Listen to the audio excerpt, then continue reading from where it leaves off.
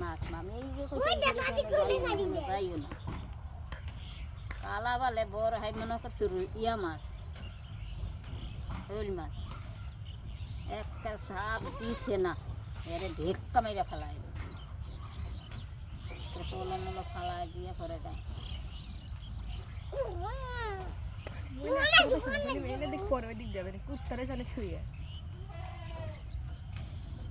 ও যে কুত্তার মুখ হয় নিতে হবে তার ঘরে আবের এই বাড়ির তালে থাকবো না খাবলা থাক ওই যে খাই নেবে দেখ বাচ্চাটা দেখ কি সুন্দর খেতে নিয়রের ঘাসগুলো খাচ্ছে নিয়র ভাঙে নাই মাথা মাথা ভার হয়ে থাকছে না এটা পাটির সাও